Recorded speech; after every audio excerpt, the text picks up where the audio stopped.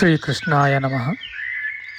ವಸುದೇವಸುತಂ ದೇವಂ ಕಂಸಚಾಣೂರಮರ್ದನಂ ದೇವಕೀ ಪರಮಾನಂದಂ ಕೃಷ್ಣಂ ವಂದೇ ಜಗದ್ಗುರುಂ. ಬ್ರಹ್ಮಸ್ಥಾನ ಸರೋಜಮಧ್ಯವಿಲಸತ್ ಚೀತಾಂಶುಪೀಠಸ್ಥಿತಂ ಸ್ಫೂರ್ಜತ್ಸೂರ್ಯರುಚಿಂ ವರಾಭಯಕರಂ ಕರ್ಪೂರಕುಂದೋಜ್ವಲಂ ಶ್ವೇತಸ್ರಗ್ವಸನಾನುಲೇಪನಯುತಂ ವಿದ್ಯುದೃಚಾ ಕಾಂತಯ ಸಂಶ್ಲಿಷ್ಟಾರ್ಧತನುಂ ಪ್ರಸನ್ನವದನಂ ವಂದೇ ಗುರುಂ ಸಾದರಂ. ಶ್ರೀಗುರುಭ್ಯೋ ನಮಃ.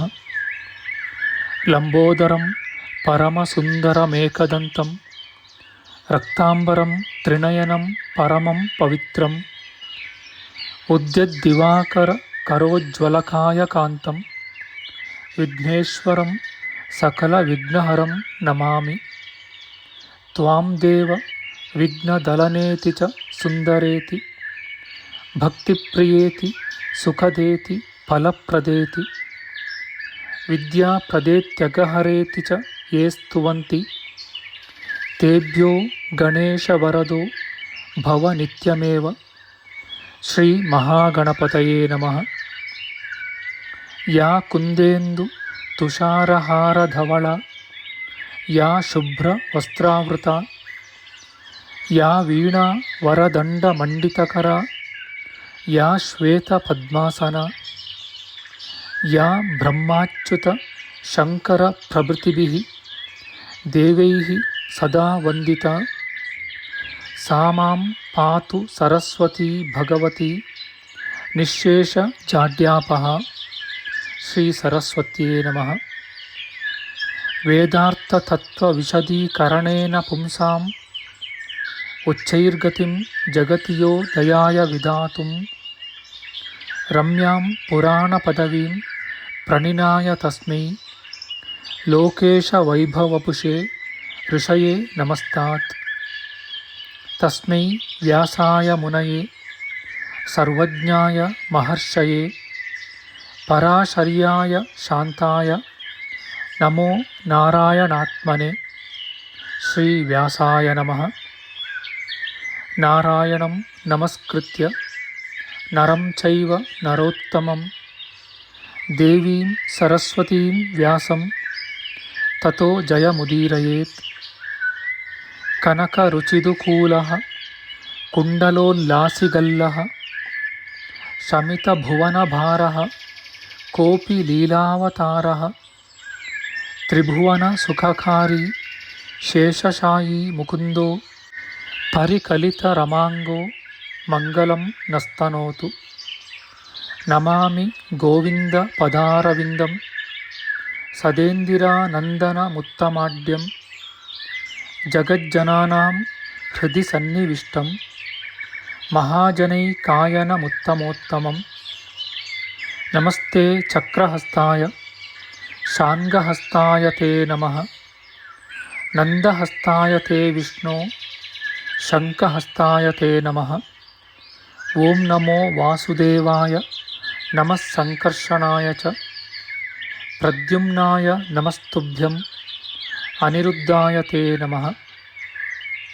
ಅನಾಕಾರೋ ಮಹೋಜಾಶ್ಚ ಯಶ್ಚಾದೃಷ್ಟಗತಿರ್ದಿವಿ ಜಗತ್ಪೂಜ್ಯೋ ಜಗತ್ಪ್ರಾಣಂ ತಂ ವಾಯುಂ ಪ್ರಣಮಾಮ್ಯಹಂ.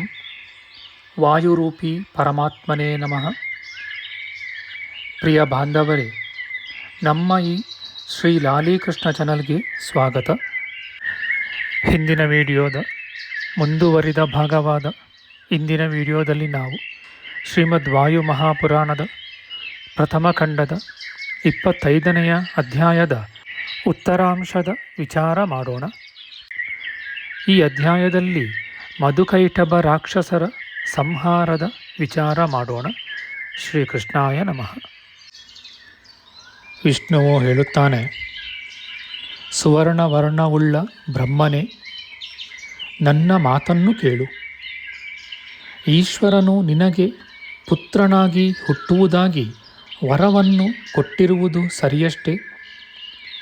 ಅದನ್ನು ವಿವರವಾಗಿ ವರ್ಣಿಸುವೆನು ಕೇಳು. ನನ್ನ ಮಾತನ್ನು ಸಫಲವನ್ನಾಗಿ ಮಾಡು.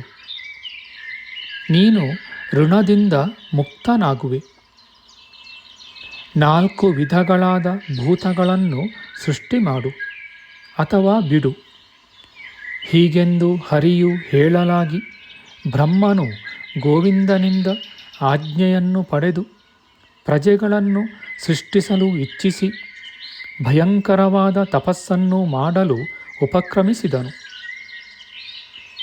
ಬ್ರಹ್ಮದೇವನು ಹೀಗೆ ತಪಸ್ಸನ್ನು ಮಾಡಿದರೂ ಕೂಡ ಯಾವ ಕಾರ್ಯವೂ ಉಂಟಾಗಲಿಲ್ಲ.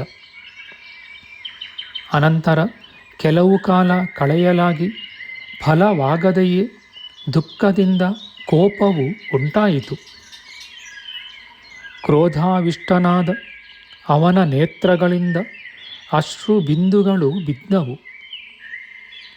ಅವುಗಳಿಂದ ವಾತ ಪಿತ್ತ ಕಫಗಳು ಮತ್ತು ಮಹಾಮಹಿಮೆಯೂ ಮಹಾಶಕ್ತಿಯೂ ಸ್ವಸ್ತಿಕಾಲಂಕಾರವು ವಿಸ್ತೃತ ಕೇಶಪಾಶಗಳು ಮಹಾವಿಷಗಳೂ ಇರುವ ಭಯಂಕರಗಳಾದ ಸರ್ಪಗಳು ಜನಿಸಿದವು. ಆಗ ಬ್ರಹ್ಮನು ಹುಟ್ಟಿರುವ ಆ ಸರ್ಪಗಳನ್ನು ನೋಡಿ ಮೊದಲೇ ನನಗೆ ಈ ಸರ್ಪಗಳು ಹುಟ್ಟಿವೆ ಎಂದು ತನ್ನನ್ನೇ ದೂಷಿಸಿಕೊಂಡು ತನ್ನ ತಪಸ್ಸಿಗೆ ಲೋಕನಾಶಕಗಳಾದ ಈ ಸರ್ಪರೂಪವಾದ ಪ್ರಜೆಯೇ ಫಲವಾಗುವ ಪಕ್ಷದಲ್ಲಿ ತನ್ನ ತಪಸ್ಸು ನಿಷ್ಫಲವಾಯಿತೆಂದು ತನ್ನನ್ನೇ ದೂಷಿಸಿಕೊಂಡನು. ಆಗ ಬ್ರಹ್ಮದೇವನು ಅತ್ಯಧಿಕವಾದ ಕೋಪ ತಾಪಾದಿಗಳಿಂದ ಮೂರ್ಛೆಯನ್ನು ಹೊಂದಿ ಆ ಮೂರ್ಛೆಯ ತಾಪದಿಂದಲೇ ಪ್ರಾಣವನ್ನು ಬಿಟ್ಟನು. ಅಸದೃಶ ಪರಾಕ್ರಮಿಯೂ ರೋಧಿಸುವವನೂ ಆದ ಆ ಬ್ರಹ್ಮದೇವನ ದೇಹದಿಂದ ದಯಾಸಹಿತರಾದ 11 ರುದ್ರರು ಅವತರಿಸಿದರು. ಅವರು ರೋದನ ಮಾಡುತ್ತಾ ಜನಿಸಿದ್ದರಿಂದ ರುದ್ರರೆಂಬ ಅನ್ವರ್ಥಕವಾದ ನಾಮವನ್ನು ಹೊಂದಿದರು. ಯಾರು ರುದ್ರರೋ ಅವರೇ ಪ್ರಾಣಗಳಾಗಿರುವರು. ಯಾರು ಪ್ರಾಣರೂಪರಾಗಿರುವರೋ ಅವರೇ ರುದ್ರರಾಗಿರುವರು. ಆ ರುದ್ರರೂಪಿಗಳಾದ ಪ್ರಾಣಗಳೇ ಸರ್ವ ಪ್ರಾಣಿಗಳಲ್ಲಿಯೂ ಇರುತ್ತವೆ ಎಂದು ತಿಳಿಯಬೇಕು. ಅವನೊಬ್ಬನೇ ಸರ್ವ ನಿಯಾಮಕನಾಗಿರುವನು. ತ್ರಿಶೂಲಿಯೂ ನೀಲಲೋಹಿತನೂ 11 ರುದ್ರರೂಪಿಯೂ ಆದ ಪರಮೇಶ್ವರನು ಬ್ರಹ್ಮದೇವನ ಲಲಾಟದಿಂದ ಆವಿರ್ಭವಿಸಿ ಮಹಾತ್ಮನೂ ಪದ್ಮಜನ್ಮನೂ ಆದ ಬ್ರಹ್ಮನು ಮಾಡಿದ ಅತ್ಯುಗ್ರವೂ ಮಹತ್ತೂ ಆದ ತಪಸ್ಸಿಗೆ ಫಲರೂಪವಾಗಿ ಅವನಿಗೆ ಪ್ರಾಣಗಳನ್ನು ಪುನಃ ಕೊಟ್ಟನು. ಪುತ್ರರೂಪಿಯಾದ ಪರಮೇಶ್ವರನು ಬ್ರಹ್ಮದೇವನಿಗೆ ಪ್ರಾಣಗಳನ್ನು ಕೊಟ್ಟನು. ಅನಂತರ ಅವನು ಸಂತೋಷಚಿತ್ತನಾಗಿ ಬದುಕಿ ಎದ್ದಿರುವ ಬ್ರಹ್ಮನನ್ನು ಕುರಿತು ಉತ್ತಮವಾದ ಮಾತುಗಳನ್ನು ಆಡಿದನು. ಎಲೆ ಪಿತಾಮಹನಾದ ಬ್ರಹ್ಮನೇ, ನೀನು ನನ್ನನ್ನು ಮೊದಲೇ ವರವನ್ನು ಕೇಳಿದ್ದೆಯಲ್ಲವೇ? ಸ್ಮರಿಸಿಕೊಳ್ಳುವವನಾಗು. ನಾನು ನಿನಗೆ ಪುತ್ರನಾಗಿ ಜನಿಸಿರುವೆನು. ಇದರಿಂದ ಪುತ್ರನೆಂದು ಭಾವಿಸಿ ಪರಮಾನುಗ್ರಹವನ್ನು ಮಾಡಬೇಕೆಂದು ಈಶ್ವರನು ಪ್ರಾರ್ಥಿಸಿಕೊಂಡನು. ಅನಂತರ ವಿಕಸಿತವಾದ ಕಮಲದಂತಿರುವ ನೇತ್ರಗಳುಳ್ಳವನೂ ನಿರ್ಮಲಾಂತಃಕರಣನೂ ಪಿತಾಮಹನೂ ಆದ ಬ್ರಹ್ಮನು ಈಶ್ವರನ ಮಾತುಗಳನ್ನು ಕೇಳಿ ಅವನ ಮನೋಗತವಾದ ಅಭಿಮತವನ್ನು ತಿಳಿದನು. ಮತ್ತು ಸ್ವಚ್ಛವಾದ ಸುವರ್ಣ ಛಾಯನೂ ಪೂಜ್ಯನೂ ಆದ ಬ್ರಹ್ಮನು ಪುನಃ ಪ್ರಾಣಗಳನ್ನು ಪಡೆದು ಮನೋಹರವೂ ಗಂಭೀರವೂ ಆದ ಮಾತುಗಳನ್ನು ಆಡಿದನು. ಮಹಾನುಭಾವನೂ ವಿಶ್ವರೂಪಿಯೂ 11 ರುದ್ರರೂಪಿಯೂ ಆಗಿ ನನ್ನ ಮುಂಭಾಗದಲ್ಲಿ ನಿಂತಿರುವ ಎಲೈ ಭಗವಂತನೇ, ನೀನು ಯಾರು? ನಿನ್ನ ದರ್ಶನ ಮಾತ್ರದಿಂದಲೇ ನನಗೆ ಆನಂದದಾಯಕನಾಗಿರುತ್ತೀಯೆ ಎಂದು ಬ್ರಹ್ಮನು ಹೇಳಿದನು.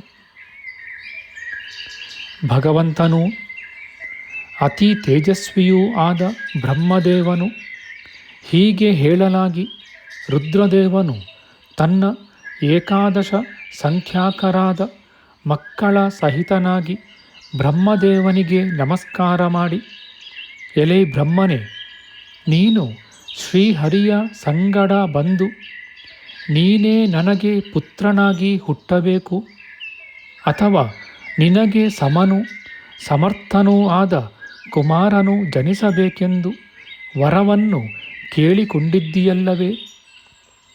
ಅದನ್ನು ಸ್ಮರಿಸು ಎಂದು ಹೇಳಿದನು. ಎಲೆ ದೇವೇಶನಾದ ಬ್ರಹ್ಮನೇ, ನಿನಗೆ ಜನಿಸಿರುವ ವಿಶ್ವರೂಪಿಗಳೂ ಲೋಕವಿಖ್ಯಾತರೂ ಆದ ಈ ಮಕ್ಕಳು ನಿನಗೆ ಬೇಕಾಗುವ ಸಕಲ ಕಾರ್ಯಗಳನ್ನು ಮಾಡಲು ಶಕ್ತರಾಗಿರುವರು.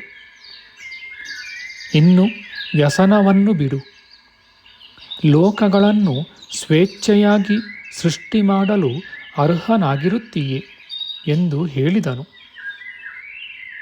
ಹೀಗೆ ರುದ್ರದೇವನು ಹೇಳಲು ಬ್ರಹ್ಮನು ಪ್ರೀತನಾಗಿ, ಎಲೈ ನೀಲಲೋಹಿತನಾದ ರುದ್ರನೇ, ಲೋಕ ಸೃಷ್ಟಿಗೆ ನೀನು ಸಹಾಯಕನಾಗಬೇಕೆಂದು ಪುನಃ ಕೇಳಿಕೊಂಡನು.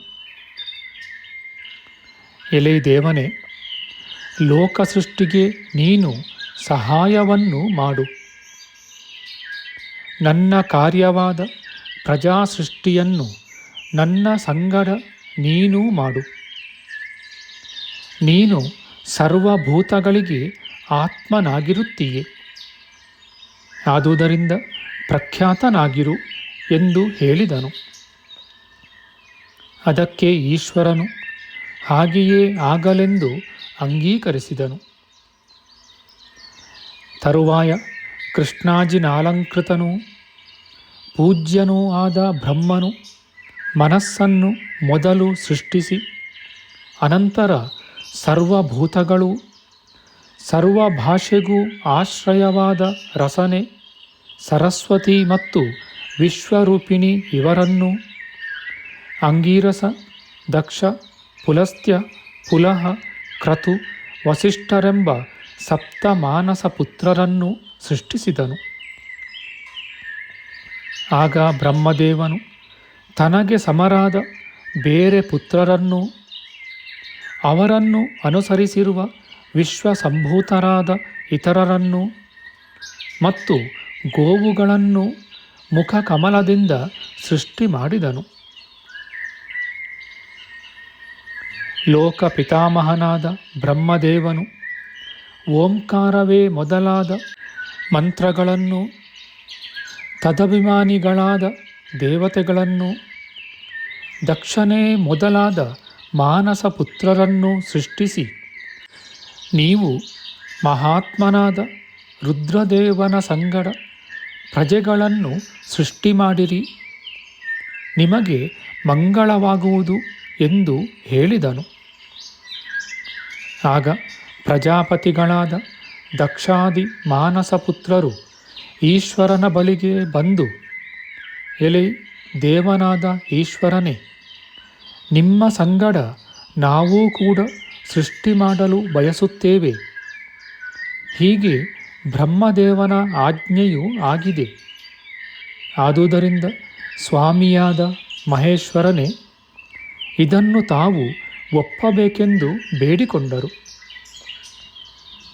ಅವರು ಹೀಗೆ ಹೇಳಲಾಗಿ ರುದ್ರದೇವನು ಅವರಿಗೆ ಹೇಳಿದ್ದೇನೆಂದರೆ, ಬ್ರಹ್ಮಪುತ್ರರಾದ ದೇವತೆಗಳಿರ, ನನಗಾಗಿ ನೀವು ಪ್ರಾಣಗಳನ್ನು ಆಶ್ರಯಿಸಿ ಮುಂದಿನ ಸೃಷ್ಟಿಕ್ರಮಗಳನ್ನು ನಡೆಸಿರಿ ಎಂದನು. ಎಲೆ ಕುಮಾರರೇ, ನೀವು ಅಗ್ರಜರೂ ನನ್ನ ಪುತ್ರರೂ ಆದ ಬ್ರಾಹ್ಮಣರನ್ನು ಮುಂದೆ ಮಾಡಿಕೊಂಡು ಬ್ರಹ್ಮಾದಿಯಾಗಿ ಸ್ತಂಭ ಪರ್ಯಂತರಗಳಾದ ಸಪ್ತ ಲೋಕಗಳನ್ನು ನನ್ನ ಮಾತಿನಂತೆ ಸೃಷ್ಟಿ ಮಾಡಿರಿ. ಈ ಕಾರ್ಯದಲ್ಲಿ ಆಸಕ್ತರಾದ ನಿಮಗೆ ವಿಘ್ನಗಳಿಲ್ಲದೆ ಮಂಗಳವಾಗಲಿ ಎಂದನು. ಹೀಗೆ ಮಹೇಶ್ವರನು ಹೇಳಲಾಗಿ ಬ್ರಹ್ಮದೇವನ ಮಾನಸ ಪುತ್ರರು ಆದಿಪುರುಷನು ತ್ರಿಶೂಲಧಾರಿಯೂ ಆದ ರುದ್ರದೇವನನ್ನು ಕುರಿತು, ಸ್ವಾಮಿಯೇ, ತಾವು ಹೇಗೆ ಹೇಳುತ್ತೀರೋ ಹಾಗೆಯೇ ಆಗಲೆಂದು ಹೇಳಿದರು. ಆಗ ಪ್ರಜಾಪತಿಗಳು ಮಹಾದೇವನಿಂದ ಆಜ್ಞೆಯನ್ನು ಪಡೆದು ದಕ್ಷ ಪ್ರಜಾಪತಿಯ ಬಳಿಗೆ ಹೋಗಿ, ನೀನು ನಮ್ಮೆಲ್ಲರಿಗೂ ಹಿರಿಯವನಾಗಿರುತ್ತೀಯೆ ಮತ್ತು ಶ್ರೇಷ್ಠನಾಗಿಯೂ ಇರುವುದರಿಂದ ಪರಮೇಶ್ವರನ ಆಜ್ಞೆಯಂತೆ ಸೃಷ್ಟಿ ಕಾರ್ಯದಲ್ಲಿ ಸಹಕಾರಿಯಾಗಬೇಕು. ಆದುದರಿಂದ ನೀನು ಮೊದಲು ಸೃಷ್ಟಿಯನ್ನು ಮಾಡು. ನಾವು ನಿನ್ನನ್ನು ಅನುಸರಿಸುತ್ತೇವೆ ಎಂದರು. ಹಾಗೆಯೇ ಆಗಲೆಂದು ದಕ್ಷನು ಅಂಗೀಕರಿಸಿ ಪ್ರಜಾಕಾಮನಾಗಿ ಅವರೊಡನೆ ಸೃಷ್ಟಿಸಲು ಉಪಕ್ರಮಿಸಿದನು. ಆಗ ಈಶ್ವರನು ಸೃಷ್ಟಿಗೆ ಉಪಕ್ರಮಿಸಲು ದಕ್ಷನು ಸಹಕಾರಿಯಾಗಿದ್ದನು. ಅನಂತರ 7ನೆಯ ಕಲ್ಪವು ಅತೀತವಾಗಲು ದಕ್ಷ ಬ್ರಹ್ಮನು ತಪೋಲೋಕದಲ್ಲಿ ವಾಸ ಮಾಡಿದ್ದ ಋಭು, ಸನತ್ಕುಮಾರರೆಂಬ ಇಬ್ಬರು ಕುಮಾರರನ್ನೂ ಬೇರೆಯಾದ ಮಾನಸ ಪುತ್ರರನ್ನೂ ಮಹರ್ಷಿಗಳನ್ನು ಸೃಷ್ಟಿಸಿದನು. ಇತಿ ಶ್ರೀ ಮಹಾಪುರಾಣೆ ವಾಯುಪ್ರೋಕ್ತೆ ಮಧುಕೈಟಭೋತ್ಪತ್ತಿ ವಿನಾಶವರ್ಣನಂ ನಾಮ ಪಂಚವಿಂಶೋಧ್ಯಾಯ. ಶ್ರೀಕೃಷ್ಣಾರ್ಪಣಮಸ್ತು. ನಮ್ಮ ಮುಂದಿನ ವಿಡಿಯೋದಲ್ಲಿ ನಾವು ಶ್ರೀಮದ್ ವಾಯು ಮಹಾಪುರಾಣದ ಪ್ರಥಮ ಖಂಡದ 26ನೆಯ ಅಧ್ಯಾಯವಾದ ಸ್ವರೋತ್ಪತ್ತಿ, 4 ವೇದಗಳ ಸೃಷ್ಟಿಕ್ರಮವು, 14 ಮನುಗಳ ಜನನದ ವಿಚಾರ ಮಾಡೋಣ. ಆಧ್ಯಾತ್ಮಿಕ ಚರ್ಚೆ ಮತ್ತು ವಿಚಾರ ವಿನಿಮಯಕ್ಕಾಗಿ ಶುರು ಮಾಡಿದ ಈ ಚಾನಲ್ನಲ್ಲಿ ನಾವು ಅಪ್ಲೋಡ್ ಮಾಡುವ ಎಲ್ಲ ವಿಡಿಯೋಗಳನ್ನು ಸಂಪೂರ್ಣವಾಗಿ ನೋಡಿ ನಿಮ್ಮ ಸಲಹೆಗಳನ್ನು ಕಮೆಂಟ್ ಬಾಕ್ಸ್ನಲ್ಲಿ ಬರೆಯಿರಿ. ಈ ಚಾನಲ್ಗೆ ಸಬ್ಸ್ಕ್ರೈಬ್ ಮಾಡಿ ಹಾಗೂ ಬೆಲ್ ಬಟನ್ ಒತ್ತಿ ನಾವು ಹಾಕುವ ಎಲ್ಲ ವಿಡಿಯೋಗಳನ್ನು ನೋಡಿ ಪ್ರೋತ್ಸಾಹಿಸಿ. ಕೃಷ್ಣಂ ನಾರಾಯಣಂ ವಂದೇ ಕೃಷ್ಣಂ ವಂದೇ ವ್ರಜಪ್ರಿಯಂ ಕೃಷ್ಣಂ ದ್ವೈಪಾಯನಂ ವಂದೇ ಕೃಷ್ಣಂ ವಂದೇ ಪೃಥಾಸುತಂ. ಶ್ರೀಕೃಷ್ಣಾಯ ನಮಃ.